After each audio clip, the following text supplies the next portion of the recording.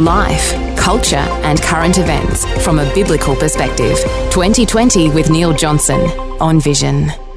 You might know there is a pervasive push to decriminalise drugs. It's already happened in the ACT, and the latest state to move is Queensland, decriminalising, or the moves to decriminalise, the full spectrum of illicit drugs, including ice and heroin.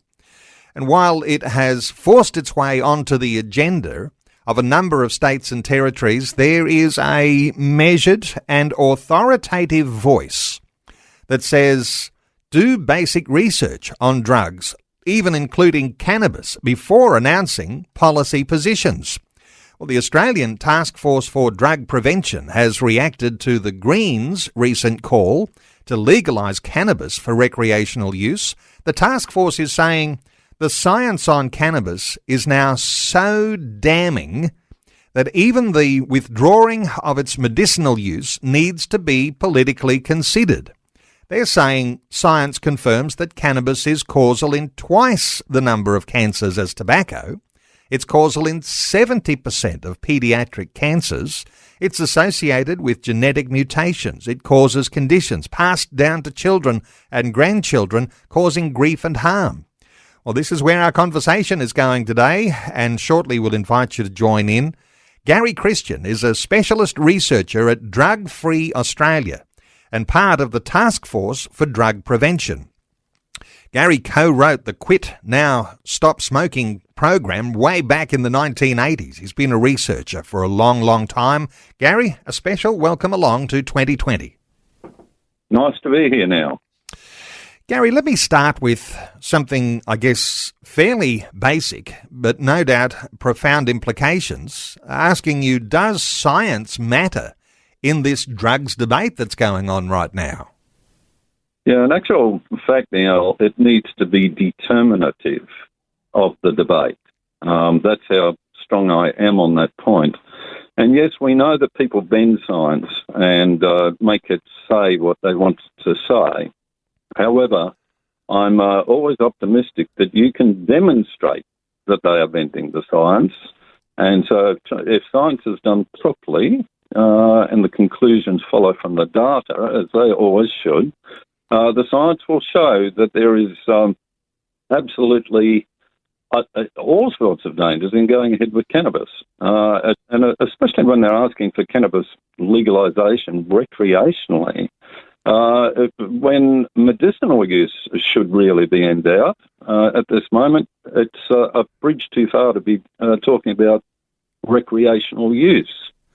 Is there a one-upmanship going on? My science is better than your science. You say it's fairly basic. You can demonstrate that one science is right and the other science is wrong, but that doesn't seem to matter in the debate. People are putting through all sorts of scientific claims. Yeah, but that's only because there are some people within the debate who feel that they own the media, and so their narrative is the only one that's going to be heard. If you were to get those same people into a debate in a town hall, they would lose miserably because people would be able to see both sides at the same time, and somebody, would be able to demonstrate that the science has been adulterated or bent or, conclusions don't follow from the data. It's all very transparent science. You look at the data and you see what the conclusions should be.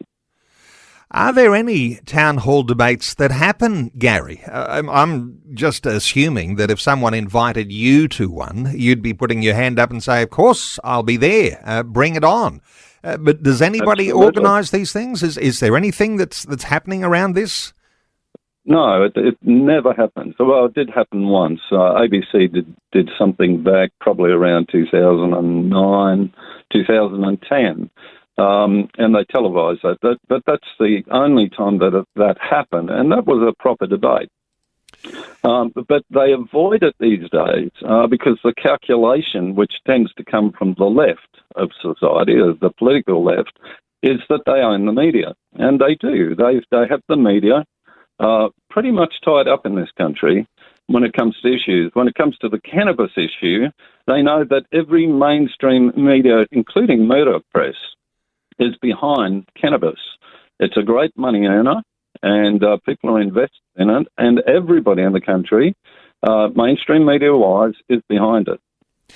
It's a great money earner.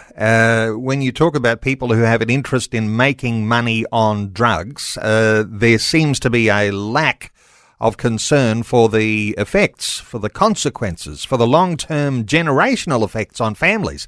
This is something I guess you've got to deal with this individually and get somehow rather a little hot under the collar to be able to speak up and then, hope that your message catches on. Yeah, but it's been proven thrice, 3 times over. We've seen it with the alcohol industry. We've seen it with the tobacco industry. You get people onto addictive drugs. And now with cannabis, it's all the same dynamic, which you actually see. For all of these companies, they know they've got an addictive product. They make a lot of money, and then they can bend, political will to what they want. Gary, let me bring a spiritual dimension into our conversation early on, because we're not afraid to talk about a faith dimension when it comes to the ethics around these things. You hold a Christian faith. For those who are Christian believers, thinking through the issue and, they're weighing it up, and there are even some Christians who are on the pro-drugs side. How do you make sense of these things as a Christian? Yeah, look, I see the institutions being captured by the left, including the universities, the schools. They've aimed to do this for a long, from a long way back, certainly since the 90s. And, you look at some of our universities today, and they are just basically indoctrination of leftist talking points. And, when it comes to drug issues, it's all about drug liberalisation, drug legalisation. That's all they hear. Now, the thing that I would ask Christians to do is, how about you look at the evidence?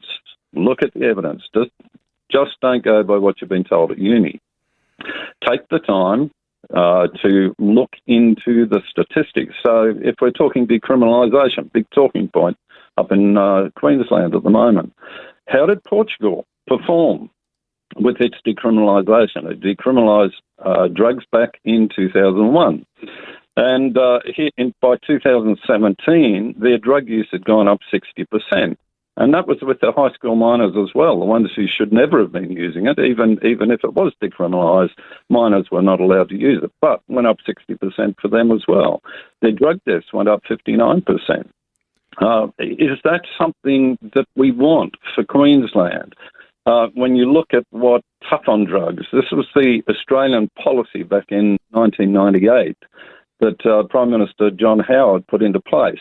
How did that perform? That didn't go the decriminalisation route. It went the drug prevention route. And we actually got drug use down by 42% if you were comparing with the drugs that they measure in Portugal. 42% reduction. Portugal went up 60%, 59%. So all you've got to do is look at the stats before you make a decision. And those who are for decriminalisation need to go and see what really happened. It's almost as though, don't worry about the consequences for individuals, for families, and for multiple generations. We've got to look at these things rationally and with dollars in mind. There's 2 reasons why Queensland is pursuing the pathway that they're going right now, to save police time and to prevent further harm to small-time users. That's the narrative. If you're talking about reasons, how do those fit in when you're talking about, saving money and letting police do other, perhaps more important things? Yeah, so when it comes to harm to other people, a drug user has a whole constellation of people around them. We're talking about decriminalising heroin, ice, speed. And each of these drug users has people who are affected by that. Now, that can be their immediate family. That can be their partner, their siblings, their children particularly are going to be affected. And this is no small thing. You've got, the whole community is affected by it, their workplace mates, there are other road users. This all adds up, and it's money is involved, and there is a lot of grief. And you have billions of dollars worth of grief out there for drug use. It is not a small matter at all. This is 2020 with Neil Johnson, helping you make sense of life, culture and current events from a biblical perspective. 2020 on Vision. A great opportunity today to put those curly questions to our special guest as we talk about drugs, decriminalisation, what that means to broader communities. Queensland next in the firing line on these issues of decriminalisation of drugs, including drugs like ice and heroin. Gary Christian is our guest. He's a specialist researcher at Drug Free Australia and part of the Task Force for Drug Prevention. Gary, let me ask you about those developments in the state of Queensland, because what the government is proposing is a 3 strikes system that's moving people into some form of a drug diversion program rather than criminalising drug use. Any thoughts here about their reasoning?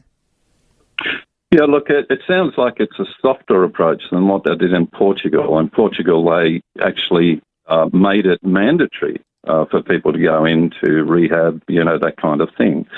However, as soon as you decriminalise, there is a downgrading effect. Drugs are no longer an important issue. If it's criminalised, it's an important issue. It's on people's minds. As soon as you decriminalise, you lose that. And Portugal, tried to make it work for a couple of years, and then they lost their impetus. And they're actually, starting to get drug use down with minors, not with anybody else, but with minors. And then that all went pear-shaped and went back up again. So I think Queensland is going to go the same trajectory as Portugal has. It's just going to go faster because it just hasn't put any real impediments in place. No impediments in place in Queensland, free for all. Let me just quote the Queensland Police Minister, Mark Ryan, who reportedly said, research shows that if you divert people early to health and education services, they're less likely to reoffend. Does that work, Gary? No, it's in actual fact, if you divert them into rehab, it works. If it is just straight education, no, it hasn't worked. And Portugal is the example, the one who started it all. So a mandatory redirection into rehab actually is a very good response. So if you're talking about, whether you're going to be recorded with a criminal conviction, even if you were softening that, pushing people who are in the possession of dangerous drugs to go into rehab, that actually works. Yes, and we know that from Sweden especially. So Sweden put that in place back in the 1980s. It goes back that far, or back to the 1970s in actual fact. So Sweden had the highest drug levels in Europe in the late 60s. They were very drug liberal. And they decided that they were going to do something about it. And so they created mandatory rehab. And if you look at the graph, it's in a United Nations document that anybody can get hold of. You can actually see the drug use plummet because of the mandatory rehab that they have. And it gets people off drugs. And then people who are off drugs no longer want to talk other people into getting into drug use, which is how it happens. And it breaks a cycle for a country. And so Sweden was able to get their drug use down to about a third, or about a quarter, actually, I think it was, a quarter of the level that it had back in the early 70s. Okay, breaking a cycle is important. Hey, laws changing though, decriminalising drugs. Change the law, change the consequences, change the law and decriminalise, and you're actually then endorsing the use of the drugs. Some will probably say, oh, that's not really an endorsement, but if you decriminalise, I guess that is a endorsement anyway, isn't it? Well, the criminal conviction gives you every reason with the drug courts to want to go and get rehab. So we do have a pseudo-mandatory rehab here in Australia. The drug court can say you need to go to rehab. Most of the time they don't necessarily do that. They'll say you've got to go on a methadone program, which isn't going to get anybody off drugs. But the point is that the criminal conviction is there to motivate a person to go off and get rehab, and therefore the criminal conviction can be, quashed later in life. And we advocate for what we call spent convictions. That if a person goes to a rehab and then over the next 3 years they're shown to be drug-free, that the criminal conviction be scrapped completely and taken off the record. So you can keep a conviction on the record and prove that you're drug-free and the record will disappear. That sounds like common sense. That sounds like a way in which you can have the best of both worlds. You can actually keep that standard in place and you can help people get free from their drug use. Of course, there's a lot of people who don't want to be free from their drug use. They're not experiencing the addictive nature of some of these illicit drugs. Let's just talk here for a few moments about Christian attitudes to drug use, whether it's cannabis, we could include alcohol in there, but what are your thoughts? Because for a long time you've been answering the questions that people have, you've been answering the sorts of objections that they might bring to an argument that says, no, this is not good to decriminalise drugs. What are your thoughts on the Christian response typically, Gary? Yeah, look, I think the Christian position has always been that we don't want to be permissive about things which cause unacceptable harms to other people. Now, the fact is that drugs are universally recognised as causing unacceptable harms to other people, universally. The reason I say that is even on the political left, one of their favourite ideologies is called harm reduction when it comes to drugs. If you have harm reduction programs, they are recognising that those drugs are causing unacceptable harms. That's why they have harm reduction programs.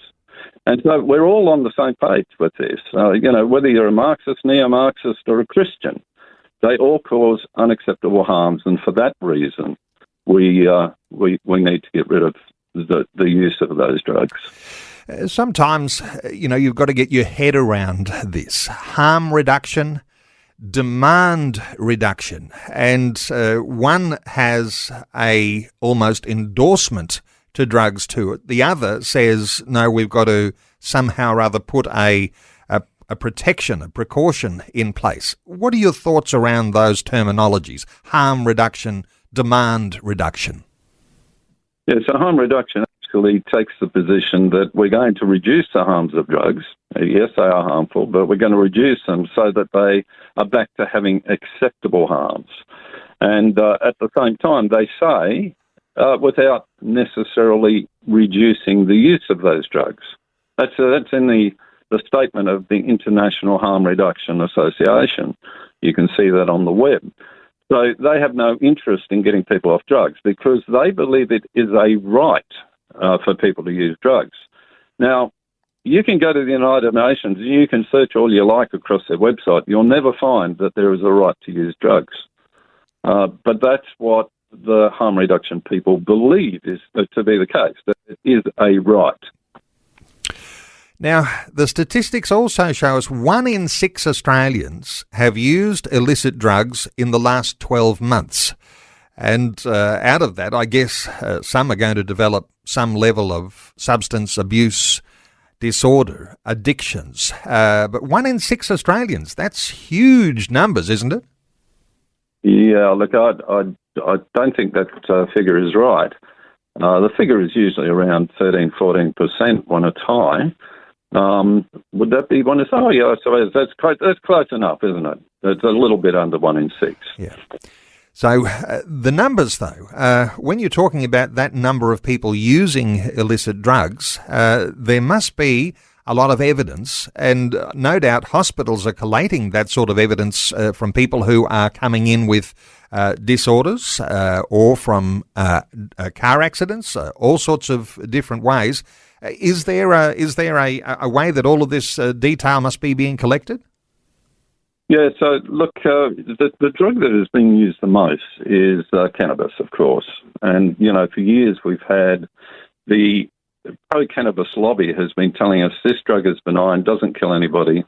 Nobody overdoses on it. Of course, nobody overdoses on nicotine either, but it doesn't make it safe. And so we've had a lot of people who've been told that it's quite safe to use cannabis, and so they do use cannabis. However, what we've had within the last couple of years are, for the first time, massive population studies to identify what has actually been happening with cannabis. And you can do that. If you look over to the US, where you've got 50 states, all with different cannabis-using regimes. So some have recreational use, others have it with medicinal use, others have no use, so it's not legal at all, totally prohibited. And you can actually look at the cannabis use in each of those states and then measure them against CDC data, Centre of Disease Control data on cancers, birth defects, all of those kind of things. And now that the population studies are being done in the last 2 years, it has shown up something that we have known for decades, that cannabis causes a lot of mutations in the human genome. And those mutations translate to cancers. So you've got cannabis is now seen to be causing 27 cancers as against 14 for tobacco. Let's just keep going there, and we'll take some calls in just a few moments. But around cannabis, I mean, it even, as I understand it, some evidence there that it accelerates your aging.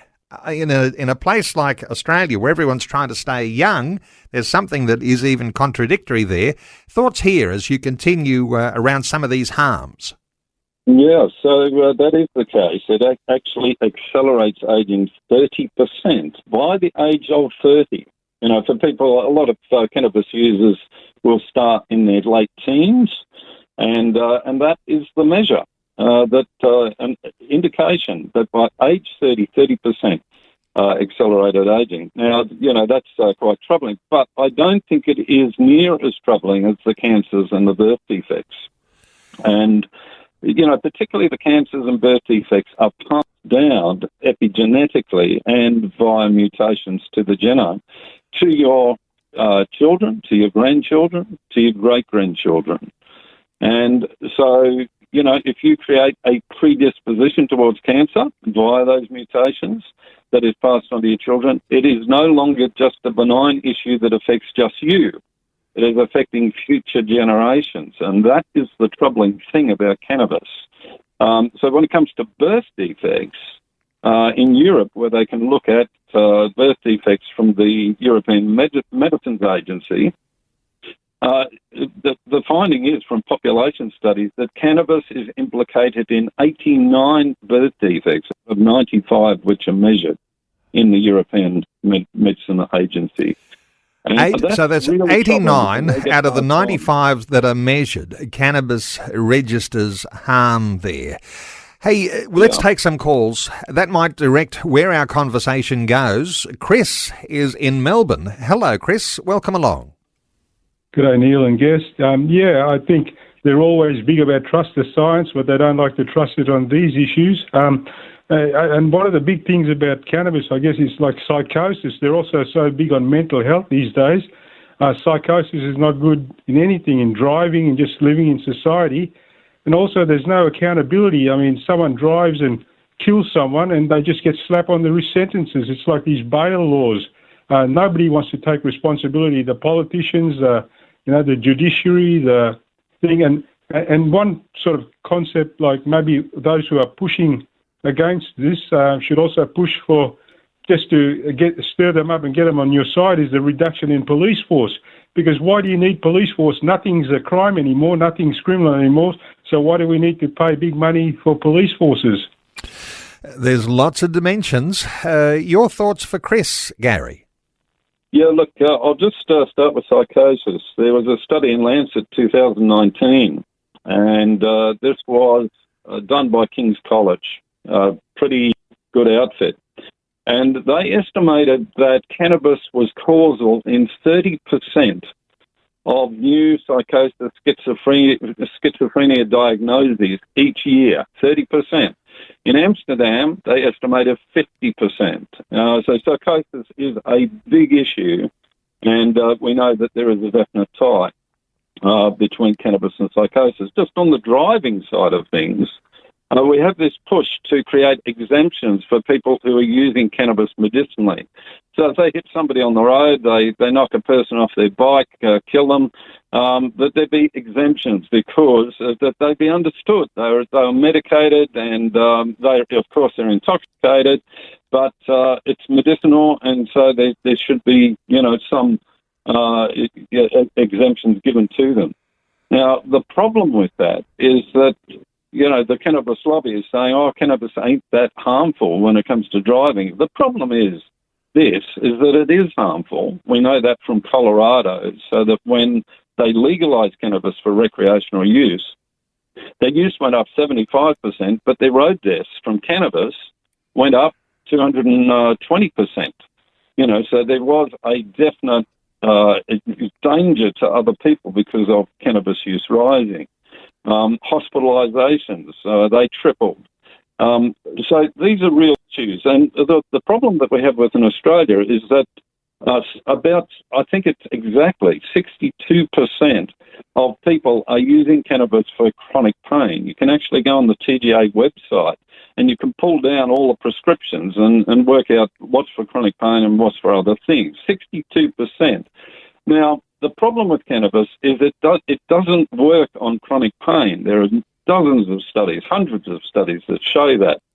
It's it only reduces pain about 30%. And so there are authoritative reviews which say that it needs to be used with other things. It needs to be only an adjunct therapy, obviously, to opiates. Now, as soon as you've got people using cannabis plus opiates, you get a synergistic effect, which means that they are not just doubly more dangerous, they are triply more dangerous, So it's synergistic. It's not just an additive effect as it is with cannabis and alcohol. So that's the problem that we have, and there is no reason to be going light on driving people who are intoxicated with medications. Chris in Melbourne, thanks so much for a great insight there. 1-800-316-316 to join in our conversation. Let's take another call. Richard is in Alstonville in New South Wales. Hello, Richard. Welcome. G'day, guys. Just had two questions. First one being sort of a bit of a comment and a question. I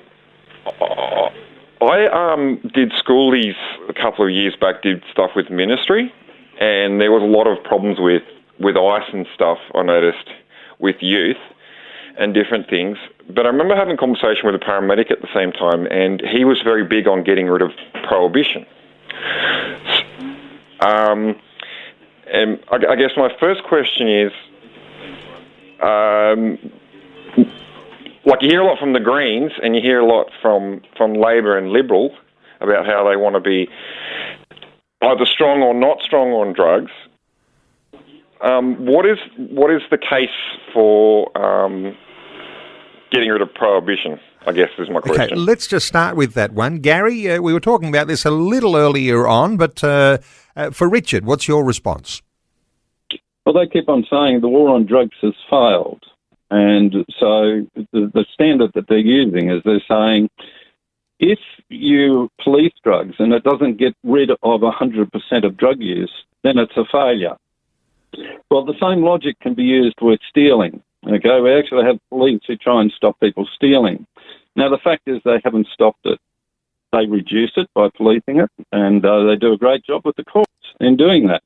And they do the same with drugs. But we don't, for a moment, say the war on stealing has failed, therefore we're going to legalise stealing. That's their logic, okay? It's crazy. It's crazy logic, and people need to think that one through. And I'll add to that, back in 1998 through to 2007, I mentioned it before, we had a policy called Tough on Drugs. So if you wanted to call that a war on drugs, they didn't call it a war on drugs, but it won spectacularly. They got cannabis use down by 50%. They got heroin opiate use down by 75%. They got amphetamine use. That was down by 46%. These are major wins. There is nothing about failure in that. And the only reason that we have failure is because we have governments that say, oh, we've got a policy against drugs, but they don't do anything about it, and they decriminalise drugs, and they make them acceptable, and then they say, oh, well, why isn't it working? And we can all see through that. So that's my response. Richard, you had a second point. Briefly, what was that one? Just quickly, I've had experience with marijuana myself growing up in my early 20s and stuff, and also I've had mates that are addicted to marijuana. They're still heavily addicted now. And I was interested to hear what you're saying before about the link to cancer and through generational inheritance and things like that, or generational, gets passed down through generations. But I hear the Greens say a lot, there is no definitive science to say that it causes mental health. But I've heard other stuff to the contrary. How would you answer that one? Gary? Yeah, so, I looked to the Institute of Medicine over in the US. So it put together a team of, I think it was 34 researchers, reviewers, a massive number, a lot of those pro-cannabis, who had done pro-cannabis studies. And they looked through at each of the medical indications and, what it did. Psychosis was something that they did look at. And they came through and said, yes, the evidence is causal. Now, when you're getting that from people who are pro-cannabis, who are on that panel in this, and this is the biggest review that's ever been done on cannabis science back in 2017, when they say they suggest it is causal, the evidence is most definitely that way. The Greens are the ones who are telling you the fibs. All right, fibs being told. Richard, thank you so much for great questions, great input. Our talkback line open 1800 316 316. Isn't it the case, Gary, that even though now that you've got these moves towards decriminalisation, that police have actually been turning a blind eye to what the law has been? And of course, that's what comes down to these ideas about freeing up the police, because even in the pill testing movement, isn't there the case that even though these things have been illegal, criminal things to have these drugs, that you can just go and get your pill testing at a music festival or whatever? Give us your thoughts here on pill testing and what developments are happening there and what will likely happen with more decriminalisation. Look, there's excellent science on pills in Australia, and there's a number of studies that have been done on ecstasy-related deaths. And between 2000 and 2018, over an 18-year period, there was 392 pill deaths. Now, they are analysed by coroners. You have a pill death, and coroner orders that there be an autopsy done.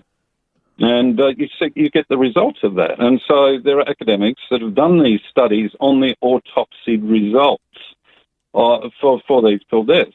And you actually find that in virtually no cases are there adulterants that are causing the deaths. This is the argument of the pill testing lobby. They say, they've got all these dangerous other drugs mixed in with the ecstasy. Well, that's not what the science and the autopsies show us. But what the science shows us is that ecstasy causes the death. And so when you get a pill tested, you go to Canberra, you go to their festival, and they do a pill testing test, and they say, oh, look, you've got ecstasy in there, and there are no adulterants. In actual fact, it's the ecstasy which is killing everybody. So what's the point? Why would you have a pill tested for something that's not killing people within Australia? Look, there have been 4 deaths down in Victoria in the last 20 years, where there were adulterants that were put into an ecstasy pill, but that's about all we know of. It's the ecstasy every time. Okay, let's come to the argument about, police and taking police out of the system, saving police time around these drug criminalisations. The thought that there's an argument that criminals will be put out of business if you decriminalise all of these drugs. What is a good response? What are your thoughts here, Gary? Well, it's the same if you legalise it. All you've got to do is look to the example of California. So California actually allowed cannabis to be used recreationally back in 2015. Now we've got companies like Curaleaf. Even the medicinal companies are closing down in California because they cannot compete with the black market in cannabis. Now, this is the truth. I can give you the reference to that and their announcement that was the reason that they're pulling out of California and Oregon. They can't compete. Colorado. They can't compete with the illicit cannabis market.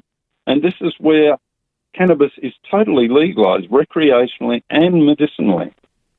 So, that argument's absolutely false. Okay, just to reinforce what you're saying here. So the black market doesn't cease. You try and put the black market out of business by decriminalising, so you think you can control. So you've got these legal businesses set up to sell the drugs, but the black market grows exponentially because it's decriminalised, and those businesses that were trying to regulate the sale of the drugs, they go out of business because they go broke. Is that what you're saying? That's exactly the case. And it's not hypothetical. We are seeing this in real time. And you look at California, it decriminalised all drugs 2015, as I said, and now you have an exodus of people from California. They don't like the place because, and you ask them in surveys, what's the problem? And they say it's the homelessness and the drugs. Okay, it's the drugs causes the homelessness, and it's because of decriminalisation. They are the major reasons the people, they lost 500,000 people from California in the last 2 years. That report came out about a week ago. So it's not a good direction to be going. All right, just a bit of a prediction from you here, Gary, and we might come back to this conversation we're having in times to come. A prediction for what Queensland might look like in just a few years, a decriminalisation trajectory. And as you're making that comparison to California, and I've been to California, I've seen the homelessness on the streets in San Francisco. Is this where we're headed? Some of the major tourist locations in Queensland, homeless people on the streets, addicts out in the open, crime rates exorbitant. Give us your, what are we looking at? It'll all start in the Gold Coast. So you'll start to see people on the streets and tents on the street, just as they do in California, Oregon, Colorado, all of these, New York, all of these places. They decriminalise drugs. They also have a philosophy of going light with policing of anything, basically. They go light on crime, and this is all coming from a central source. So George Soros is the name of the very rich financier that puts his money into getting governments to go this way. He's been joined by a very well-heeled organisation called the World Economic Forum. Go on their website and you'll see what their drug policy is, and it's identical to that of George Soros, all about decriminalisation, legalisation. So the Gold Coast will go first, and any other places, Cairns, anywhere that's a bit of a drug hotspot, that will become a nightmare. And you know that because that's what has happened in the US. As I say, we may come back to this conversation. A nightmare scenario for the state of Queensland under what is being proposed there by the Queensland government. A very quick question running short of time. What do we do, Gary? You've got people who hold a Christian conviction, which might have the welfare of people who are down and out, people who are caught up in drug use. it might have the welfare of families today and into generations for the future. What do we do? I would like to see Christians hop onto our Drug Free Australia website, and there is a way that they can contact us there. And I would like to be able to get people to volunteer their time. We can resource them with the facts. We can resource them with the message. We just need good Christian people to do something for their community. Well, there's a challenge there, and I want to give the website. You might want to jump on there and check out what is, as a resource, available to understand what's happening with the drug issues in Australia. drugfree.org.au. drugfree.org.au. It's been a very, very telling conversation. Gary Christian, I hope we'll get you back on another day and we'll monitor the developments as they go.